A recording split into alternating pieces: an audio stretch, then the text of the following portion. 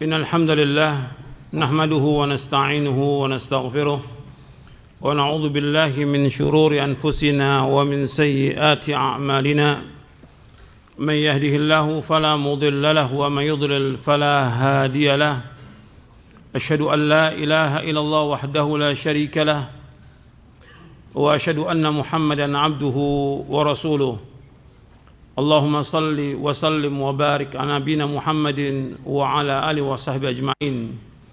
Ikhwan fiddin, azakumullah. Saya akan jelaskan dari penjelasan Al-Imam Ibnu Qayyim dari kitabnya Al-Fawaid dari Imam Ibnu Qayyim Al-Jauziyah yang wafat tahun 751 Hijriah yang diterbitkan oleh Dar Alamil Fawaid. Kata beliau, wa haula, mereka yang mementingkan kehidupan dunia, mereka, kata Ibnu Qayyim, la budda yabtadi'u fid din ma'al fujuri fil amal fayajtami'u lahum amrani fa in ittiba'al hawa yu'mi 'ainal qalbi fala yumayyizu baina sunnati wal bid'ati aw yunqisu fayaral bid'ata sunnatan wa sunnata bid'atan. Mereka, artinya mereka yang mengutamakan kehidupan dunia, sibuk dengan dunia. Dia mengharapkan segala macam perhiasan dunia, maka mereka pasti akan berbuat bid'ah dalam agama ini. Dengan berbuat kejahatan dalam dia beramal, maka berkumpullah dua perkara yang jelek bagi dia. Dia mengikuti hawa nafsu yang membuat buta mata hatinya. Dia tidak bisa membedakan antara sunnah dengan bid'ah. Bahkan dia memutarbalikkan. Apa diputar balik? Bid'ah dibilang sunnah, sunnah dibilang bid'ah. Fahadhihi afatul ulama idza atharu dunya wattaba'u riasat wasyahawat. Ini merupakan penyakit para ulama yang mereka mementingkan kehidupan dunia dan mereka mengikuti kedudukan, kepemimpinan dan syahwat. Wa hadhil ayatu fihim, ayat yang kita akan baca ini untuk mereka. Untuk siapa? Para ulama yang mementingkan kehidupan dunia. Allah berfirman dalam surah Al-A'raf ayat 175, 176, watlu alaihim naba alladhi atainahu ayatina fansalakha minha fatbahu syaitanu fakana minal ghawin walau syi'na la rafa'nahu biha ولكنه أخلد إلى الأرض واتبع هواه فمثله كمثل الكلب إن تحمل عليه يلهث أو تتركه يلهث ذلك مثل القوم الذين كذبوا بآياتنا فاقصص القصص لعلهم يتفكرون. Ini merupakan bencana, kata Ibnu Qayyim, penyakit dan bahaya yang menimpa para ulama apabila mereka mengutamakan dunia serta menuruti hawa nafsu, jabatan dan syahwatnya. Ayat ini surah Al-A'raf ayat 175, 176 berbicara tentang mereka. Allah berfirman, watlu alaihim naba alladhi atainahu ayatina fansalakha minha fatba'u syaitanu fakana minal ghawin walau syi'na la rafa'nahu biha walakinnahu akhlada ila ardi wattaba hawa famathalu kamathal kalbi in tahmil alaihi yalhath aw tatruku yalhath dzalika mathalul qaumil ladzina kadzdzabu biayatina faqsusil qasasa la'allahum yatafakkarun. Dan bacakanlah Muhammad kepada mereka berita orang yang telah kami berikan ayat-ayat kami kepadanya, kemudian dia melepaskan diri dari ayat-ayat itu, lalu dia diikuti oleh syaitan sampai dia tergoda, maka jadilah dia termasuk orang-orang yang sesat. Dan sekiranya kami mengendaki, niscaya kami akan tinggikan derajatnya dengan ayat-ayat itu. Tetapi dia cenderung kepada dunia dan mengikuti hawa nafsunya. Artinya dia mengikuti hawa nafsunya yang rendah. Maka perumpamaannya orang itu seperti anjing. Jika kamu menghalaunya, dijulurkan lidahnya. Dan jika kamu membiarkannya, dia menjulurkan lidahnya juga. Demikianlah perumpamaan orang-orang yang mendustakan ayat-ayat kami. ceritakanlah kisah-kisah itu agar mereka berpikir. Al-Imam Muqayyim menjelaskan di sini, nanti antum catat. Fahada mathalu alimis su' alladhi ya'malu bi khilafi ilmihi wa ta'ammal ma tadammanathu hadhihi al-ayatu min dhammi wa dhalika min wujuh. Ini orang seperti ini digambarkan dalam ayat itu, disebutkan dengan ulama su'. Ulama su', ulama yang sesat dan menyesatkan, yang perbuatannya berlawanan dengan ilmunya. Maka perhatikanlah, renungkanlah kecaman yang tergantung dalam ayat ini. Kecaman yang dilontarkan terhadap orang tersebut dapat ditinjau dari beberapa segi. Ini tentang orang ini, di dalam tafsir Ibnu Katsir disebutkan rajulun min bani Israil, seorang dari bani Israil. Ada juga ditafsirkan bahwa orang itu namanya Bal'am bin Ba'ura. Ada juga menyebutkan Sayfi bin Rahib dan yang lainnya. Di antara orang musyrikin yang menyerupainya disebutkan Umayyah bin Abi Salt yang serupa dengan Bal'am bin Ba'ura. Kita nggak perlu tentang nama-nama itu, tapi yang penting kita ambil pelajaran dari ayat ini. Kata beliau, yang pertama, ahaduha, ini banyak faedah yang dapat kita ambil dari penjelasan Muqayyim ini. Yang pertama, annahu dhalla ba'dal ilmi wa ikhtara al-kufra al-iman amdan la jahlan. Yang pertama, bahwa dia sesat sesudah dia berilmu. Justru dia sesat sesudah dia berilmu. Ia lebih memilih kekufuran daripada iman. Hal itu dilakukan secara sengaja, bukan karena tidak tahu. Dia tahu tentang Al-Quran, dia tahu tentang sunnah, dia tahu tentang hidayah, dia tahu semuanya. Tapi dia tinggalkan semuanya itu. Dia lebih memilih kekufuran, karena di balik kekufuran itu ada apa? Ada dunia, ada harta, ada semua yang dia inginkan oleh syahwatnya. Jadi dia sesat sudah berilmu. Ada enggak orang seperti ini? Ada. Dia nuntut ilmu dari mulai di pondok sampai ke luar negeri, sampai dapat gelar, pulang ditinggalkan semuanya itu. Diambil dunia, ditinggalkan agama ini. Orang ini sesat setelah apa? Dia berilmu. Setelah dia belajar puluhan tahun, dia sesat. Ini kita bicara tentang siapa ini? Tentang ulama su. Ulama su. Kemudian yang kedua, wa thaniha annahu faraqal imana mufaraqata man la ya'udu ilaihi abada. Fa innahu in salakha min al-ayati bil jumlati kama tansalikhul hayyatu min qishriha walau baqiya ma'u minha syai'un lam yansalikh minha. Yang kedua, orang tersebut telah menanggalkan keimanan seperti orang yang menanggalkannya dan tidak akan pernah kembali padanya untuk selama-lamanya. Waliyadzubillah.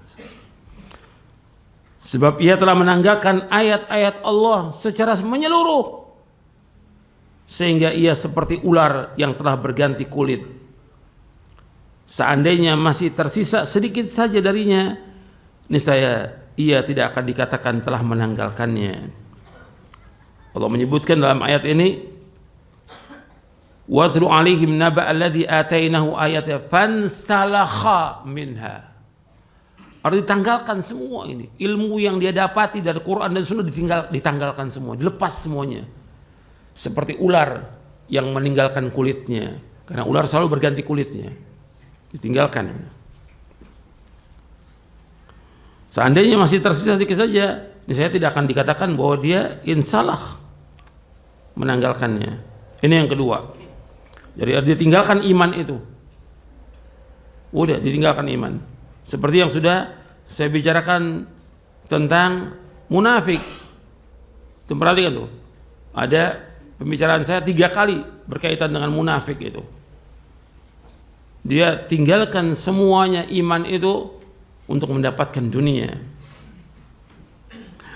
Wa thalithuha anna syaitana adrakahu wa lahiqahu bihaitsu dhafira bihi waftarasahu.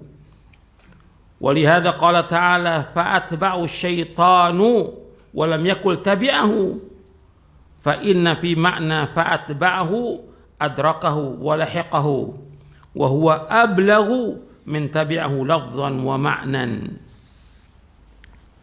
Yang ketiga, setan telah berhasil mengejarnya, menyergapnya dan menguasai orang itu.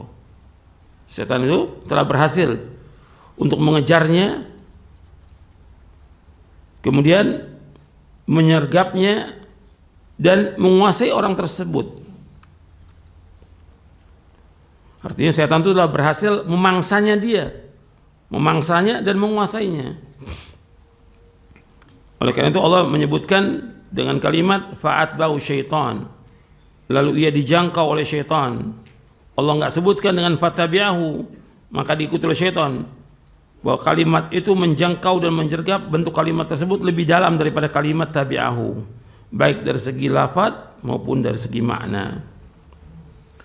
Rabi'uha, yang keempat, annahu ghawa ba'da rusydi wal ghayyu ad-dhalalu fil ilmi wal qasdi wa huwa akhassu bi fasadil qasdi wal amali kama anna ad-dhalala akhassu bi fasadil ilmi wal i'tiqadi fa idza ufrida luma dakhala fihi al-akhar wa in iqtarana fal farqu ma dzukir. Yang keempat, orang tersebut tersesat setelah mendapatkan kebenaran.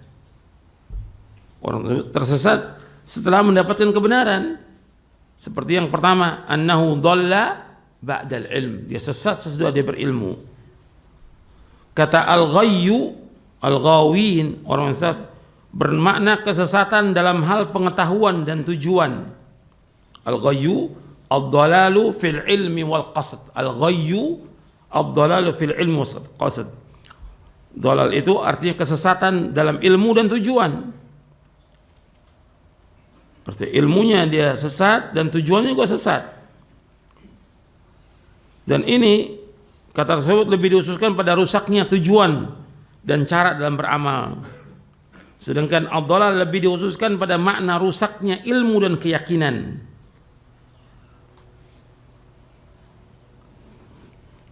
Artinya dhalal itu lebih dihususkan kepada rusaknya ilmu dan keyakinan. Apabila satu dari kedua kata itu dipisahkan, maka maknanya bisa saling mewakili. Dan tapi jika keduanya disandingkan secara bersamaan, maka perbedaannya adalah seperti yang penjelasan di atas. Wa khamisuha, yang kelima, annahu subhanahu lam yasha' ay yarfa'ahu bil ilmi fakana sababu halakihi li'annahu lam yurfa' bihi fasara wabalan alaihi falau lam yakun aliman kana khairan lahu wa akhaffa li'adzabihi. Yang kelima, bahwasanya Allah Subhanahu wa taala tidak menginginkan untuk mengangkat dia dengan ilmunya. Allah tidak ingin mengangkat dia dengan ilmunya.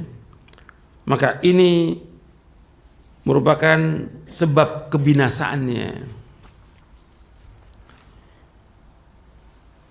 Kenapa? Karena derajatnya tidak diangkat dengan ilmunya.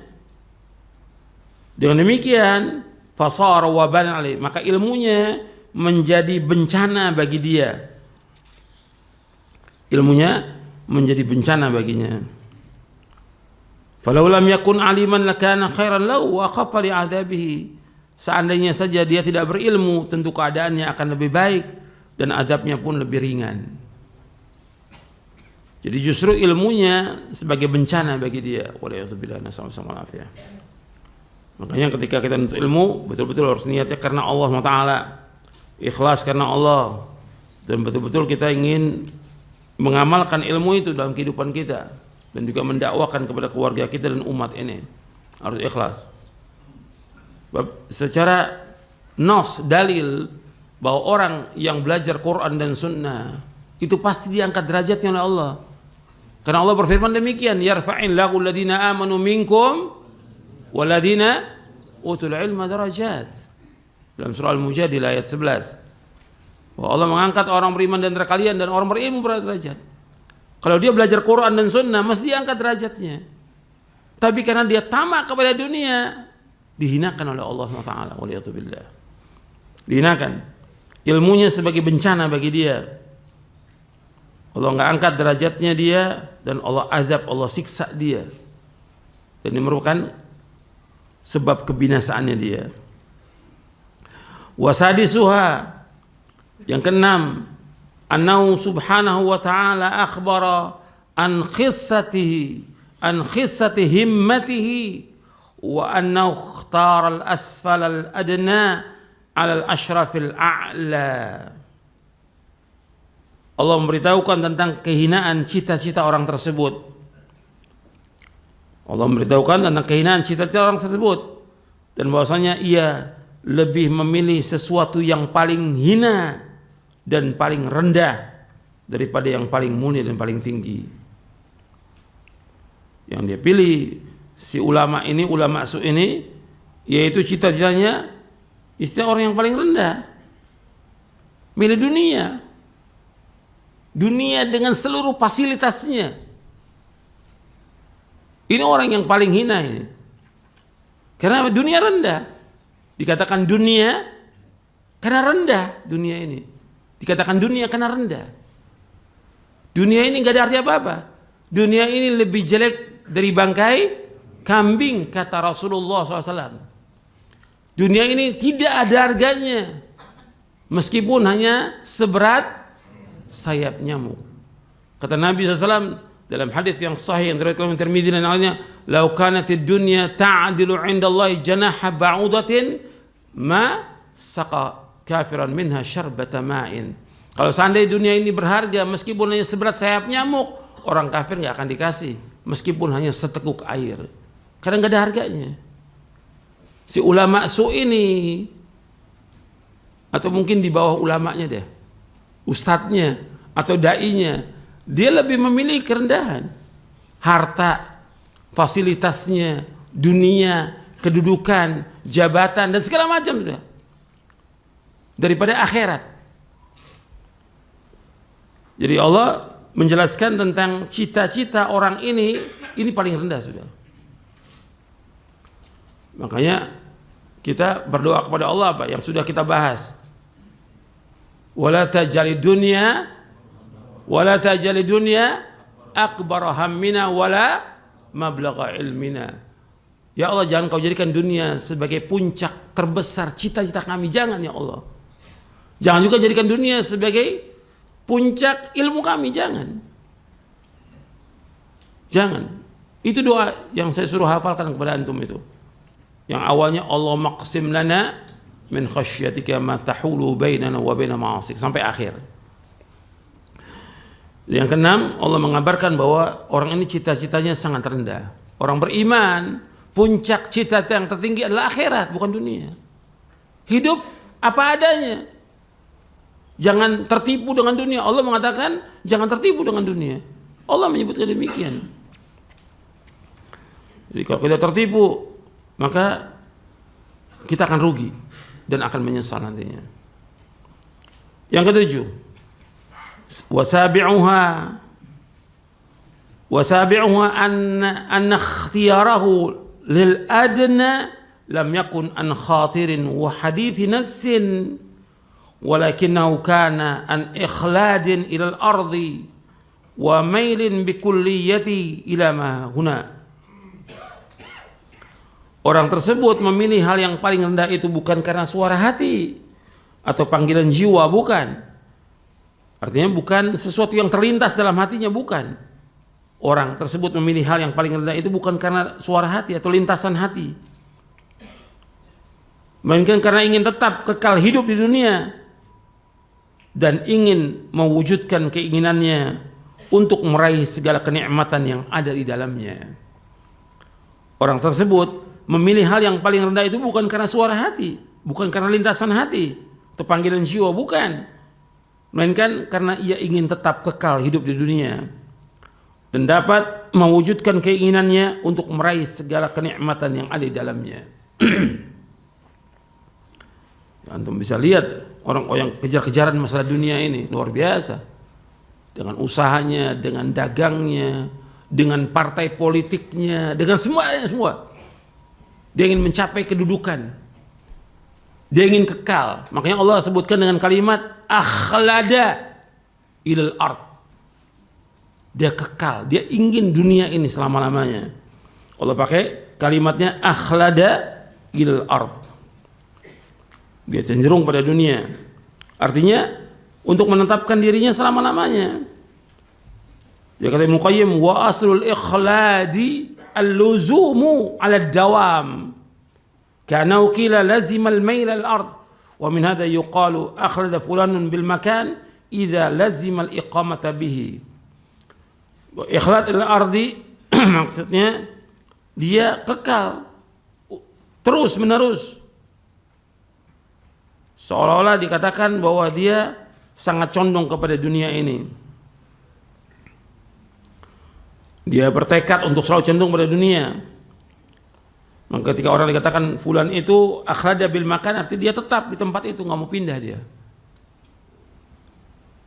Maka disebutkan wa abbara an mailihi ila dunya bi ikhladil ard. Allah mengungkapkan kecondongan hatinya dengan kalimat akhlada il ard. Dia itu sangat cenderung pada dunia. Artinya dia nggak mau berpisah dari dunia ini. Kemudian wathaminuha, yang kedelapan, annahu raqiba an hudahu wattaba hawahu faja'ala hawahu imaman lahu yaqtadi bihi wa yattabi'uhu. Wa thaminuha annahu raghiba an hudahu wattaba hawahu faja'ala hawahu imaman lahu yaqtadi bihi wa yattabi'uhu. Yang kedelapan, bahwa orang tersebut tidak menyukai petunjuk Allah dan selalu mengikuti hawa nafsunya. Karena itulah ia menjadikan hawa nafsunya sebagai imam yang selalu diteladani dan diikutinya. Bahkan dalam ayat yang lain, hawa nafsu dijadikan sebagai apa? Sebagai Tuhan. Bukan imam lagi, Tuhan. Kalau sudah hawa nafsu dijadikan Tuhan, ya orang ini udah pasti sesat sudah. Dan ada di antara manusia yang seperti itu. Dan ini penyebutan tentang siapa? Tentang ulama. Tentang ulama yang dia menjadikan hawa nafsunya sebagai Tuhan. Allah juga menyebutkan di dalam surah Al-Jathiyah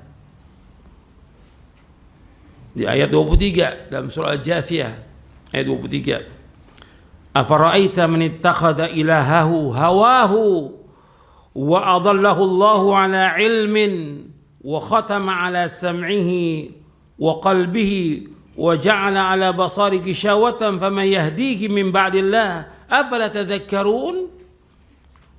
Tidakkah engkau perhatikan orang yang menjadikan hawa nafsunya sebagai Tuhan?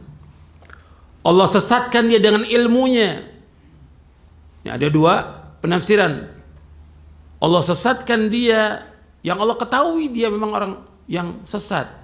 Yang kedua, penafsirkan Allah sesatkan dia sesudah dia berilmu. Dia sudah tahu, dia belajar, Allah sesatkan dia dengan ilmunya. Dan Allah tutup pendengarannya dan hatinya. Allah jadikan di atas matanya atau pandangannya penutup. Maka tidak ada yang bisa menunjuki sesudah itu selain Allah. Apakah kalian tidak ingat? Allah ingatkan di sini, Ada orang yang disesatkan oleh Allah dengan apa? Dengan dasar ilmunya disesatkan.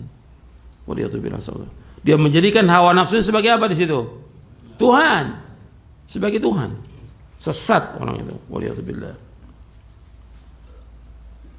Kemudian dan dia memilih apa di sini? Memilih hawa nafsu. Dan antum perhatikan yang ada dalam kehidupan ini antara wahyu dan hawa nafsu.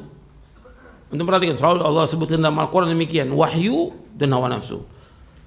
Saya ambil contoh satu ayat, ada berapa ayat dalam Al-Quran. Di dalam surah Al-Qasas Allah sebutkan, fa illam yastajibu laka fa'lam annama yattabi'una ahwa'ahum.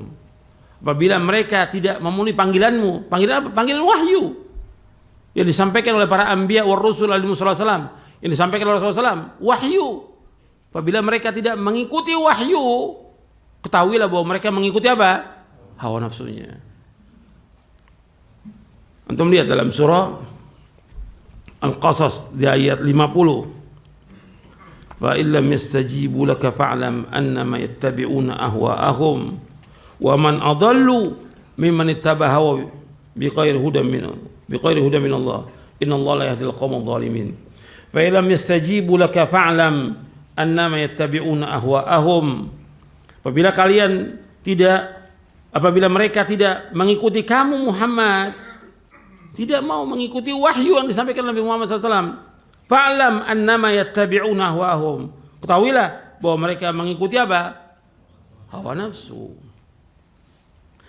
Wa man adallu mimman ittaba'a hawa bighairi hudan min Allah.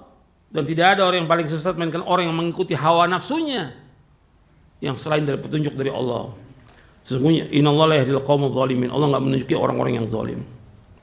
Allah juga sebutkan tentang Nabi Daud juga demikian, disuruh berhukum dengan syarat Allah, jangan kau mengikuti hawa nafsu. Artinya wahyu lawannya hawa nafsu. Perhatikan dalam hidup ini kita harus berjalan di bawah naungan wahyu. Perhatikan dalam hidup ini ada lataif yang perlu antum juga renungkan, ya. Kalau antum sebagai talibul ilm, antum sebagai ustaz, sebagai dai, mesti antum pernah baca Sahih Bukhari. Antum sebagai dai, sebagai ustaz, mesti antum pernah baca Sahih Bukhari. Di Sahih Bukhari, di kitab yang pertama, kitab Bad'ul Wahyi, kitab Bad'ul Wahyi, nggak ada di kitab-kitab lain. Apa di Abu Daud, Tirmidzi, Nasai, Ibnu Majah, dan nggak ada. Cuma ada di Bukhari aja, kitab Bad'ul Wahyi. Kenapa Imam Bukhari memulai dengan kitab Bad'ul Wahyi? Ada lataif yang perlu kita ambil pelajaran. Artinya bahwa sunnah Nabi ini merupakan apa? Wahyu yang kita wajib berjalan di atas naungan wahyu. Tuh antum ingat itu. Itu lataif. Itu di Sahih Bukhari di awal kitab Bad'ul Wahyi. Artinya harus dari awal sampai akhir hadis-hadis ini merupakan wahyu dari Allah SWT. Yang kita harus berjalan di bawah naungan wahyu. Itu perhatikan tuh. Lawan daripada wahyu adalah hawa nafsu. Ya, kalau mau sebutkan lagi panjang tentang Sahih Bukhari, bagaimana awalnya, bagaimana akhirnya, banyak faedah yang dapat kita ambil dari. Kemudian kita masuk yang ke-9. Wa tasi'uha annahu syabbahu bil kalbi alladhi huwa akhassul hayawanat himmatan wa asqatuha nafsan wa abkhaluha wa ashaduha kalaban wa lihada summiya kalban. Artinya yang ke-9, Allah menyerupakan orang tersebut dengan anjing. Artinya ulama Allah umpamakan dengan anjing. Allah menyerupakan orang tersebut dengan anjing, jenis hewan yang mempunyai ambisi paling hina, sosok dan gambaran paling rendah, paling kikir dan paling rakus. Jadi Allah menyerupakan orang tersebut, artinya ulama ini, dengan hewan yang paling rendah, ambisinya paling hina, paling kikir, abkhaluha, dan paling rakus. Maka dikatakan kalb. Sebutkan dalam bahasa Arab al-kalb itu artinya yang sangat rakus. Kemudian wa'ashiruha yang ke-10, annahu syabbaha lahathahu 'ala dunya wa 'adama sabrihi 'anha wa jaza'ahu li faqdiha wa hirsi 'ala tahsiliha bilahathil kalbi fi halatai tarkihi wal haml 'alaihi bit-tard wa hakadha hadha in turika fahuwa lahthanun 'ala dunya wa in wu'idha wa zujira fahuwa kadhalik fallahathu la yufariquhu fi kulli halin kalahatil kalbi. Kata Imam Ibnu Qayyim rahimahullah yang ke-10, Allah mengibaratkan dahaganya, hausnya orang tersebut terhadap dunia, ambisinya terhadap kemewahan dunia, tidak sabarnya dia dengan dunia, kesedihannya jika dia ditinggalkan oleh dunia, dan ketamakannya dalam menggapai dunia laksana anjing yang menjelukkan lidahnya, baik ketika dibiarkan atau dihalau oleh manusia. Dibiarkan atau dihalau oleh manusia, orang tersebut tetap demikian. Jika dibiarkan maka ia akan begitu dahaga terhadap dunia, tapi apabila diberikan peringatan atau dilarang maka ia tetap seperti itu. Dia selalu menjulurkan lidahnya. Lidah apa? Lidah ketamakannya kepada dunia, sebagaimana anjing yang senantiasa menjulurkan lidahnya. Artinya Allah mengibaratkan dahaganya, hausnya orang tersebut terhadap dunia, ambisinya terhadap kemewahan dunia, tidak sabarnya dia terhadap dunia, dan juga kesedihannya jika ditinggalkan oleh dunia, serta ketamakannya dalam menggapai dunia laksana anjing yang menjulurkan lidahnya, baik ketika dibiarkan atau dihalau oleh manusia. Orang tersebut tetap demikian. Jika dibiarkan maka ia akan begitu dahaga dan haus terhadap dunia, tapi apabila diberikan peringatan dan atau dilarang maka ia tetap seperti itu. Dia selalu menjulurkan lidahnya. Lidah apa? Lidah ketamakan kepada dunia, sebagaimana anjing yang senantiasa menjulurkan lidahnya. Ini 10 yang disebutkan oleh Al-Imam Ibnu Qayyim. Kemudian terakhirnya beliau mengatakan fahadha halul alim al-mu'thir ad-dunya al-akhirah. Ini keadaan orang yang alim, orang ulama su yang lebih mengutamakan dunia atas akhirat. Waliyadzubillah. Nasallallahu alaihi wasallam.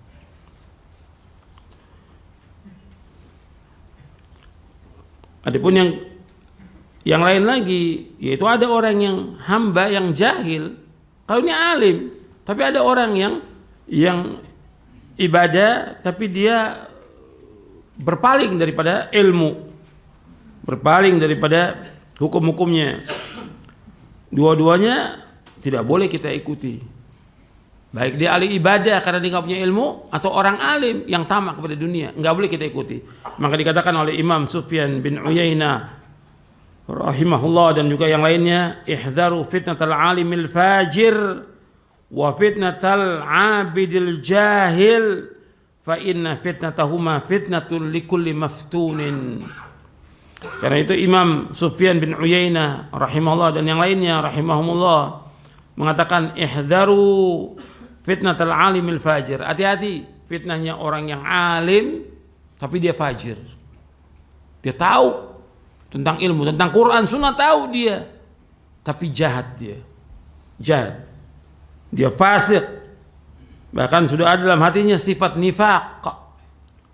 Wa fitnatul abidil jahil, dan ada juga fitnahnya hamba yang bodoh. Dia ahli ibadah tapi nggak punya ilmu. Banyak orang yang ahli ibadah dengan pakaian masya Allah, udah pakai jubah, pakai sorban, ibadah, sholat, tapi nggak punya ilmu sama sekali. Dia berbuat bid'ah terus menerus. Maka hati-hati, fa inna fitnatahuma fitnatun likulli maftun. Karena fitnah keduanya merupakan fitnah bagi semua orang yang terkena fitnah. Waliyadzubillah. Nas'alullah sallallahu alaihi. Ini faedah yang dapat kita ambil dari dua ayat dalam surah Al-A'raf ayat 175, 176. Ada 10 faedah yang dapat kita ambil. Tentang siapa di sini? Tentang orang yang dia tahu tentang agama tapi jelek niatnya, jelek tujuannya, rendah dan hina. Dia mengharapkan dunia. Ya, ini yang bisa saya sampaikan, mudah-mudahan bermanfaat. Wassallallahu Muhammadin sallallahu alaihi wasallam.